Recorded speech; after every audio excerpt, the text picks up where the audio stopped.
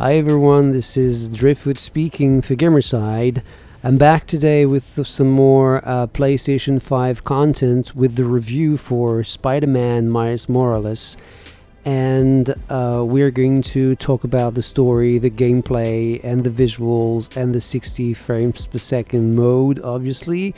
But right now it's just the introduction, so I'm just going to show you how fast the game is when it comes to loading the game, a new game. And you basically start once you've selected everything you want, and this is the game running now. And the metro is about to arrive, and we'll start. As you'll see, I'll talk about it, but yes, loading times are pretty quick on PlayStation 5. So you ready? Let's dive in.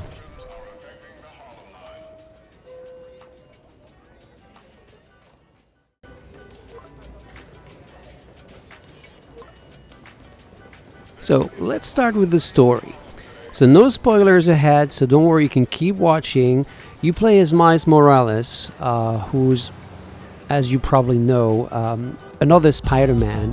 As you may have seen the animated movie, you may have read the comic books. You may also have played the original Spider-Man game, where he was actually beaten by a spider by the end of it. And is not here to replace the original Spider-Man, but more to team up with him. Although we'll see that he's going to be on his own in this episode. And Miles has just moved into Harlem. He left Brooklyn, so he's having a hard time settling in, finding his bearings in this new environment, where, yeah, he has a bunch of friends. He has his mother, obviously, but the rest is pretty new. And for the people of the city of New York City, the addition of a new Spider-Man is also something new, obviously. So he's not going to be accepted as easily as maybe he thinks. He's not rejected, but people are more keen on supporting the original Spider-Man. I mean, they probably think he can handle things better because, he's a newbie. Miles is a newbie, he's even younger hero. And Spider-Man, the original Spider-Man, Peter Parker, is like a mentor to him, and it actually teaches him how to be a hero. And in the introduction, Miles learns that it's not always easy to be a hero, and that it doesn't just come with responsibilities. It also comes with the acceptance that you're going to screw up once in a while. You're going to make mistakes. And you're going to have to take responsibility for the mistakes you make, and then try to fix everything. So in this introduction that I have edited, so you don't get to see all of it, and most of the video will be like that, so don't worry about spoilers again. It's really something I didn't want you to find on Gamersyde, so there's really no risks for you. But the thing is, he's facing this super villain Rhino, and obviously it's a big one for him. But he's also facing other criminals. So in this new game, you're not going to see like that team of super villains against Spider-Man. So it's more Rhino that you're going to see a bunch of times, but also there are other characters that you may not know. There will be boss fights, but the story, we welcome here Troy Baker again, but he's doing a very good job as usual. But yeah, we're going to follow a story that is very typical of a Spider-Man story. But also quite entertaining to follow. So it works very, very well. The characters, the different characters, their relationships, the fact that Miles is just another teenager, so he's going to learn how to become the friendly neighborhood Spider-Man. Basically, that's the story. That's what the story is about. And a few characters that you're going to see, and that I think maybe already. Or at least you've heard of. This Genki, his best friend, who's moved in with him for just a few days.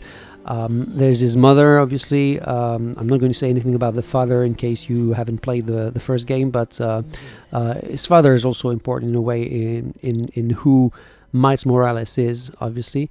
And there's his best friend from his childhood that we are going to see in just a moment. So just be patient. So that's Genki here. It's pretty funny. He's going to be the sidekick, more or less, meaning that when Peter Parker goes on vacation slash it's actually a work. He goes with Mary Jane in Europe as a photographer, but they're having like some special time together, so it's a bit like a vacation. It's a vacation off the Spider-Man thing, at least. And this is Finn, Miles' best friend from his childhood, from his Brooklyn times, and she's very important in the story too, but I won't reveal why. This is something you'll have to find out when you play. And well, that's about it about the story. I enjoyed it. It's not as long as the original Spider-Man game, but it's well written, and it works very, very well. Well, this one especially. Come on, Genki. Is Miles still outside? Actually, what about a photo? Right now? Yeah, precious moments. You gotta capture them. Shouldn't we wait for Miles? No, he hates photos. All right, everyone squeeze in. Ready? Great photo, great photo. So time to talk about gameplay, and I could make it very short by saying Spider-Man Miles Morales plays more or less exactly in the same sentence. That doesn't sound very, very good, but never mind that. But it plays exactly like the original Spider-Man, so there's nothing really new except for the venom powers that Miles discovers during the introduction. That we'll see in the course of this section of the video, where I'll showcase the this power that allows Miles to use electricity to attack and punch his enemies with electricity. But the rest of the game and traversal here, for example, is played exactly like in the original game. It worked very well in the original game, so there was no reason to change anything. What I think could have maybe been changed a little bit is maybe everything that concerns the animations. They look pretty similar. I mean, I haven't played Spider-Man in quite a while, so maybe I've forgotten, but yeah, it looks very similar. That being said, some sequences like this one, when you go from the streets to this mall inside, is pretty impressive to see with all the details and the crowd of people. Well, you don't really get to see everything when you play, because you're busy trying to focus on what you should do, avoiding the different things, saving this baby, for example. But it's still a very impressive scene that you get to see very early in the game during the introduction, and where Spider-Man goes from outside to inside very quickly. Combat also is very similar to what you had before, except for the powers I just mentioned a few minutes ago. But you have the same sort of moves that the original Spider-Man could use. You can use the environment against your enemies. But combat is pretty dynamic, and I think maybe it's me. My memory is not as good as it used to be. I don't know. Unknown user would say that, maybe I'm too old. I'm not sure about that. I guess I am. But in what I remember of the first game, the combat sequences were maybe shorter, or there were fewer enemies, or they were not in different areas in one place, like different rooftops in the same area, or you could go from an outdoor location to an indoor location where you had more enemies and things to break, something we'll see in a bit. But other than that, yeah, it looks very similar. So this is the Venom power, the first one we unlock, the Venom Punch, and use it against Rhino, who will actually be the main typical villain, super villain of this episode. You'll get to encounter, to meet him on several occasions. There will be other bosses. I'm not going to ruin the surprise, so I won't say more. But you'll have other types of fights where it'll feel like you're a superhero facing another one, or not a superhero but a supervillain in this case. But it's not one of the iconic supervillain that you know from the comic books. These enemies you see here, they have special weapons and gear that allows them to be a lot more lethal than the regular criminals. So you can see that you have to... basically what you do is what you did before. Some block, so you have to dodge them and try to attack them from behind. Some have guns or rifles, so you can take the rifles using your web and then throw them back at them. I would say that maybe it's faster paced than before, or it felt this way. Maybe again it's me not remembering exactly how it was, but like I said before, going from outdoor locations to indoor locations with all the effects going on at the same time, the reflections. I'll talk about that in the next segment, but obviously there's ray tracing in this game. Something I also forgot to mention is that everything you're seeing now, everything you've been seeing ever since the beginning of the review here, is the fidelity mode, which is 4K 30 frames per second. Pretty solid, except maybe for a few minor dips that I saw in some of the cutscenes towards the end of the main story. And ray tracing effects, and it works marvel in Spider-Man. I was not convinced by what I saw in Devil May Cry 5 Special Edition, but in Spider-Man, the windows, the reflections on the buildings, you can see the people on the street walking on the street, but also in the reflections. You can see the cars moving, and it's very detailed. And I'm really surprised to see how good it looks. Some sequences have you play as Miles without the costume, without the Spider-Man suit.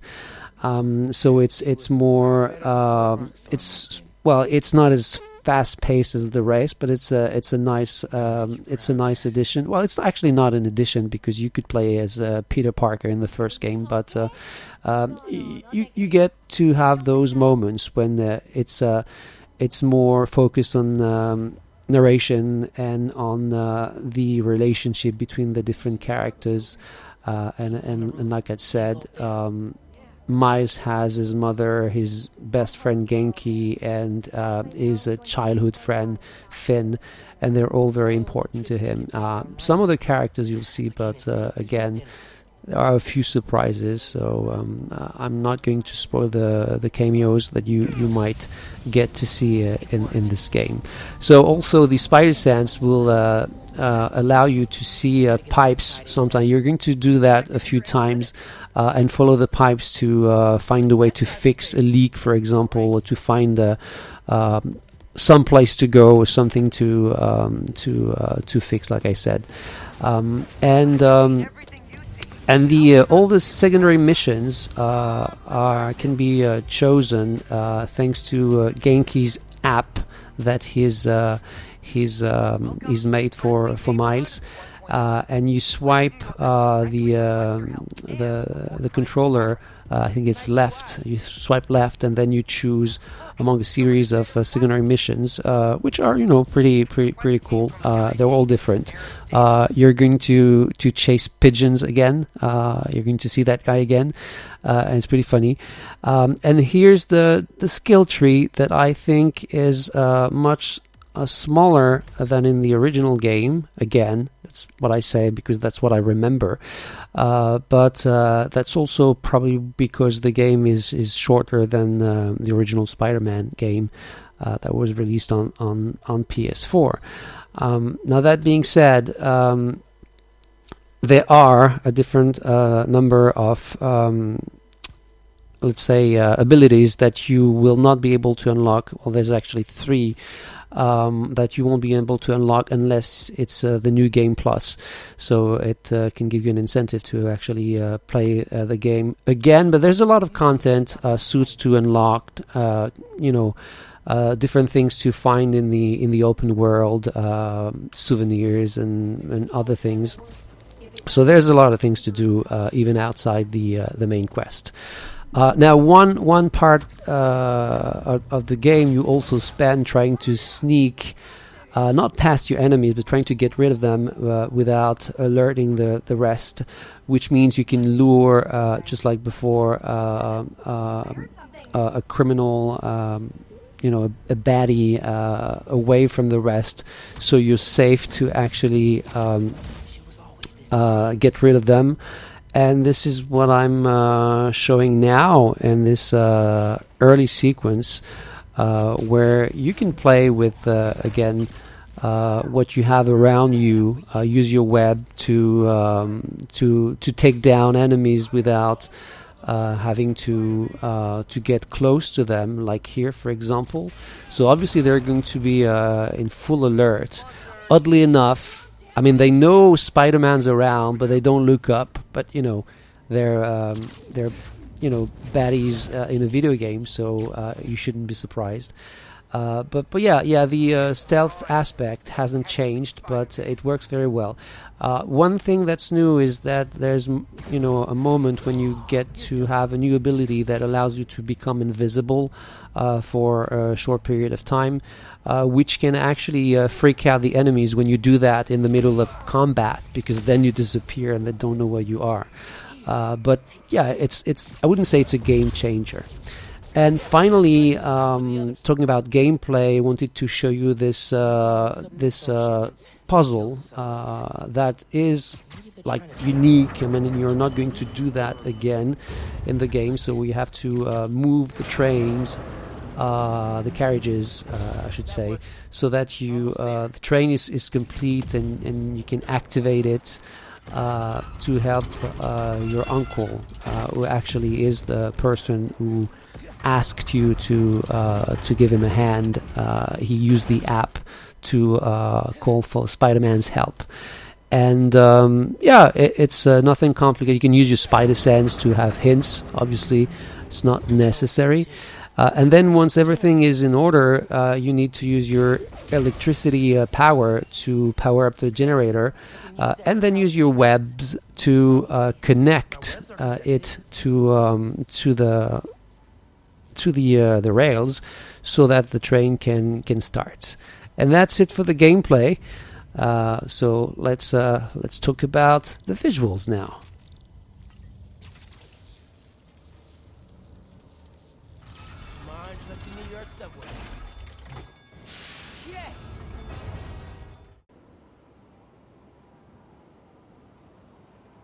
When you buy a next-gen console, what you want above everything else, I would guess, is overall visuals compared to the previous generation.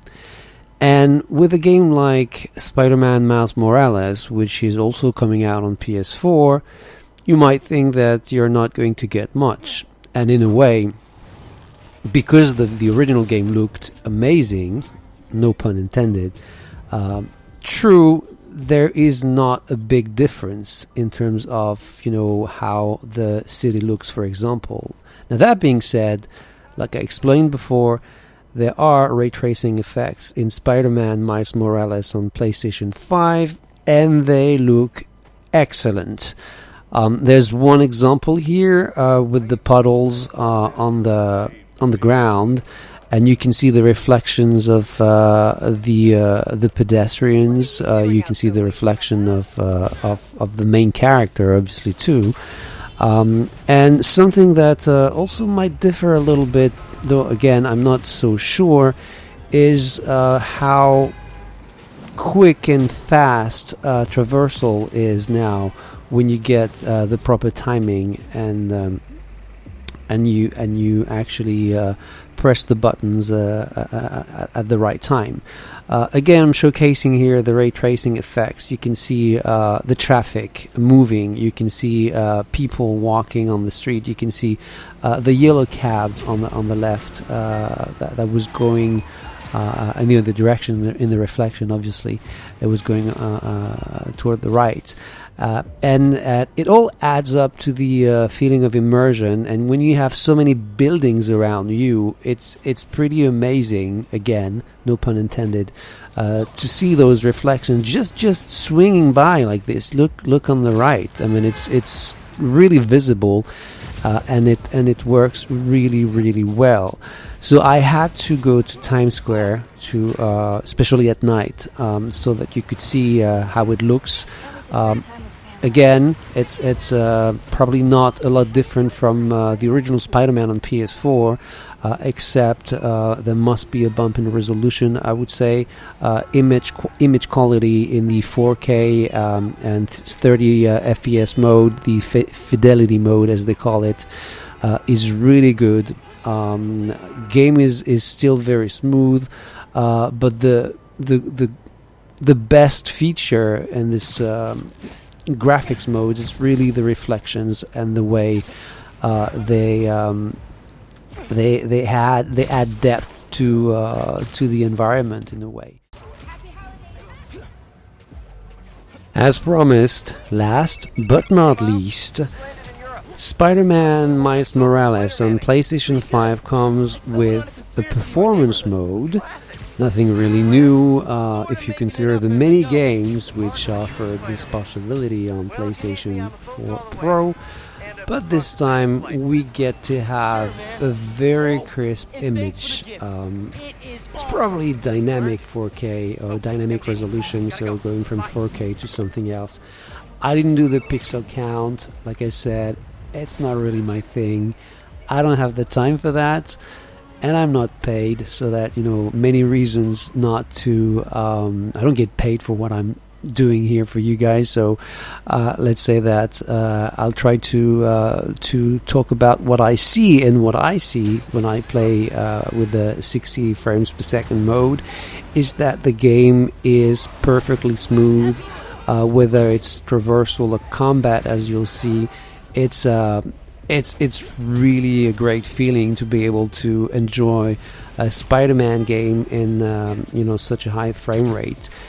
Even though you have to accept the fact that you're not going to get very nice reflections. I would even say that not only are they not very nice, but they sometimes even look a bit awful, I would say. As you can see here, the trees are really pixelated. They're actually, you don't get to see what we did see before with ray tracing. I mean by that the pedestrians on the road, on the street, on the sidewalk, sorry, and the cars on the road.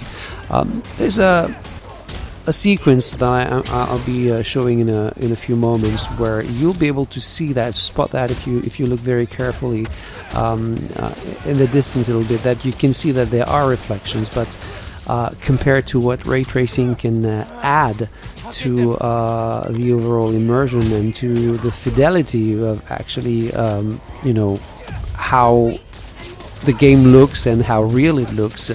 It's true that it's a bit of a shame that you can have the best of both worlds. That being said, it would be I wouldn't be the guy who will say that I'll prefer 30 FPS over 60. I think both modes are great. I think it's probably a good reason to try the new game plus, and to say, okay, so let's say that first I'm going to play with the fidelity mode and all the effects and all the graphics and all the ray tracing reflections and everything, and I will be blown away by what I see. And then in my new Game Plus, I'm going to enjoy the new smoothness of the game, and I think that's a great thing. I don't think I would be going like back and forth. I think it's difficult when you do that. But again, look at this. It looks great in movement, and I can only hope that for the other games coming of this generation, we'll have the possibility to choose. So here you'll be able to spot some of the passers-by in the reflection in the car, also one car at least. But other than that, yeah, just enjoy the fluidity, but forget about the reflections. So that's it for me today. I hope you enjoyed the video, and well, I had a good time playing the game, but if you expect something really new, it's probably not the exclusive you want to get for the launch of the PlayStation 5. I'll see you very soon, guys. I hope you have a great day, and until then, take care.